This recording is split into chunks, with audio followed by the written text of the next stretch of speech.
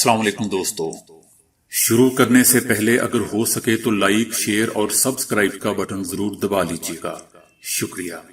One line خبروں میں آج آپ سنیں گے کہ چین میں کورونا کے خاتمے کے بعد ایک بار پھر انسانی غذائی ضروریات کے لیے مختلف جانوروں کی فروخت شروع کر دی گئی ہے۔ سائنسدانوں نے ایک بار پھر چین میں اس طرح کی مارکیٹوں کے کھلنے کو انتہائی نقصان دہ قرار دیا ہے۔ متحدہ عرب امارات میں کورونا کے ٹیسٹ کے لیے صرف 14 روز میں ایک بڑی اور جدید لیبارٹری قائم کر لی گئی ہے۔ اس میں بہت جلد لوگوں کے ٹیسٹ شروع کر دیے جائیں گے۔ نئی لیبارٹری UAE کے مستر شہر میں قائم کی گئی ہے۔ چین میں 76,000 سے زائد کورونا سے متاثرہ افراد صحت یاب ہو چکے ہیں۔ صحت یاب ہونے کی شرح 93.5% ہے۔ چین میں بغیر علامات والے متاثرہ افراد کی کل تعداد 1367 تھی، جس میں گزشتہ روز کے مقابلے میں 147 کی کمی ہوئی ہے۔ متحدہ عرب امارات نے کورونا کے بارے میں عوامی آگاہی کے لیے وقایا کے نام سے ایک نئی ویب سائٹ شروع کی ہے۔ www.wakaya.ae کا آغاز کیا ہے، جس میں کورونا کے بارے میں معلومات فراہم کی گئی ہیں۔ اس میں سوال و جواب کا بھی ایک سیکشن رکھا گیا ہے۔ اٹلی نے کہا ہے کہ کورونا کے بعد اٹلی کو بیرون ممالک سے کل 3 کروڑ ماسک موصول ہوئے ہیں، جن میں سے 2 کروڑ 20 لاکھ چین سے آئے ہیں۔ متحدہ عرب امارات میں مقیم غیر ملکی افراد کے لیے نئی سہولت کا اعلان کیا گیا ہے۔ متحدہ عرب امارات میں مقیم ایسے غیر ملکی افراد جن کے ویزے کی میعاد 1 مارچ 2020 سے ختم ہو گئی تھی، ان کے ویزوں میں 3 ماہ تک توسیع کر دی گئی ہے۔ حکومت کی جانب سے یہ اعلان کیا گیا ہے کہ ایسے تمام غیر ملکی رہائشی بغیر کسی اضافی فیس کے اپنے ویزے کو 3 ماہ کے لیے بڑھا سکتے ہیں۔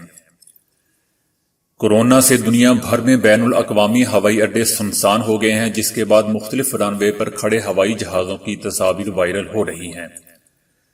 کمپنیوں نے اپنے طیارے گراؤنڈ کر دیے ہیں کیونکہ ان پر سفر کرنے والا کوئی مسافر ہی نہیں رہا ہے اور لوگ اپنے گھروں میں بیٹھ گئے ہیں یا قرنطینہ میں چلے گئے ہیں۔ ابھی تک یہ کسی کو معلوم نہیں کہ دنیا بھر میں لاک ڈاؤن کا سلسلہ کب تک جاری رہے گا اور لوگوں کو کب اندرون یا بیرون ملک فضائی سفر کی اجازت ملے گی۔ سعودی حکومت نے اعلان کیا ہے کہ کورونا سے نپٹنے کے لیے ہر طرح سے تیار ہیں اور اس حوالے سے سرکاری ہاسپٹلوں میں 80,000 سے زیادہ بیڈ علاج کے لیے موجود ہیں۔ چین کے سائنسدانوں نے دعویٰ کیا ہے کہ انہوں نے ایسی کئی اینٹی باڈیز کی نشاندہی کر لی ہے جو خلیوں میں کورونا کے داخل ہونے کی صلاحیت کو ختم کرنے میں انتہائی مؤثر ہے۔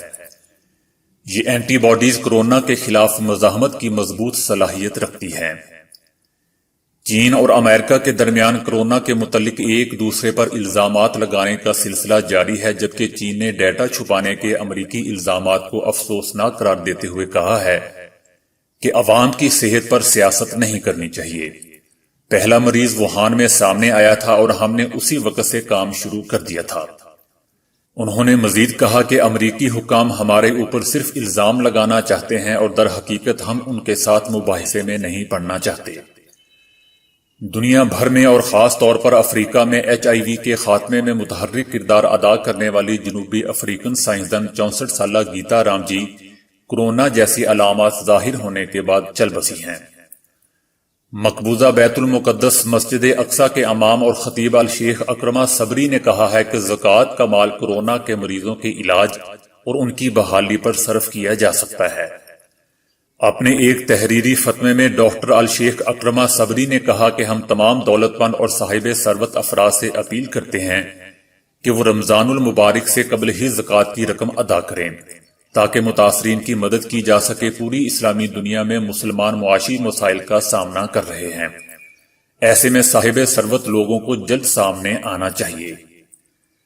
ادھر نیو یارک گورنر کومو نے روتے ہوئے کہا ہے کہ ماہرین کے مطابق کورونا پر قابو پائے جانے تک نیو یارک میں 16,000 ہلاکتیں ہو سکتی ہیں۔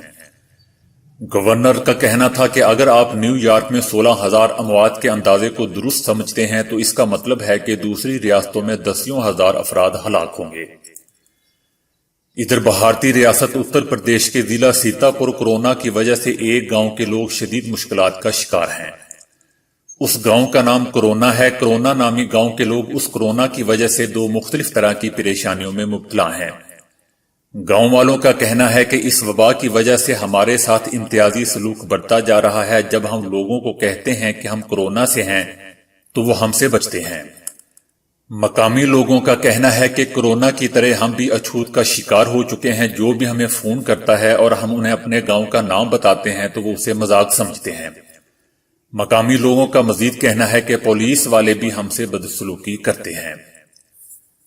ادھر کورونا کے نام پر مرکز حضرت نظام الدین اولیاء کو ہائی لائٹ کیے جانے اور اس معاملے کو دوسرے انداز میں پیش کیے جانے پر مفتی ابوالقاسم نعمانی کا کہنا ہے کہ دنیا اس وقت مصیبت کا شکار ہے، اس سے ہم انکار نہیں کر سکتے، لیکن تبلیغی جماعت کے مرکز میں جو معاملات سامنے آئے ہیں انہیں جس طریقے سے میڈیا میں نشر کیا جا رہا ہے وہ نہایت ہی غیر مناسب اور قابل افسوس ہے۔ ان کا کہنا تھا کہ کورونا کے خلاف لڑائی مذہبی نہیں بلکہ انسانیت کی لڑائی ہے۔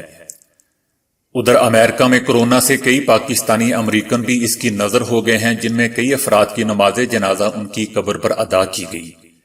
صرف گھر کے 2 افراد کو شرکت کی اجازت دی گئی۔ یہاں مسلمانوں کے لیے احادیث رسول کریم صلی اللہ علیہ وسلم کا ذکر بھی کتابوں میں موجود ہے، جس میں بتایا گیا ہے کہ ایک صحابی کا جنازہ اللہ کے آخری نبی صلی اللہ علیہ وسلم نے ان کی قبر پر پڑھا، جن کی فوتگی کا علم حضور صلی اللہ علیہ وسلم کو صحابی کی تدفین کے بعد ہوا۔ ادھر سعودی عرب میں کورونا سے متاثر ہونے والے مزید 64 افراد صحت یاب ہو گئے ہیں۔ سعودی عرب میں اب تک صحت یاب ہونے والے افراد کی تعداد 328 تک پہنچ گئی ہے۔ سعودی حکومت کا کہنا ہے کہ آج 165 مریض سامنے آئے ہیں اور آج 5 اموات ہوئی ہیں۔ ادھر حیدرآباد دکن بھارت میں کھانسی کی مدد سے کورونا کی نشاندہی کرنے والی ایپ تیار کی گئی ہے۔ ٹیسٹ میں مدد کی غرض سے کھانسی کی سکریننگ کے لیے ایک کاس نامی ایپ تیار کی گئی ہے، جس سے سانس کی حالت معلوم کی جا سکتی ہے۔ اس ایپ میں صارف اپنی کھانسی کی آواز ریکارڈ کرے گا، جس سے ایپ تجزیہ کر کے نتائج بتائے گی۔ اس ایپ کا اصل مقصد سستا اور مختصر مدت میں مریضوں کی بڑی تعداد کے لیے ابتدائی سکریننگ کا عمل مکمل بنانا ہے۔ اس ایپ کو تیار کرنے والوں کا کہنا ہے کہ اسے لیبارٹری کے متبادل نہ سمجھا جائے اور اسے صرف ایک مانیٹرنگ کے آلے کے طور پر جانچا جائے۔ ادھر سعودی حکومت کا کہنا ہے کہ ابھی حج کے خواہش مند اپنی تیاریاں روک دیں اور ٹکٹس کی بکنگ نہ کروائیں۔ حج کے حوالے سے ابھی تک غیر یقینی سی کیفیت ہے اور کچھ بھی نہیں کہا جا سکتا کہ حج ہو سکے گا یا نہیں۔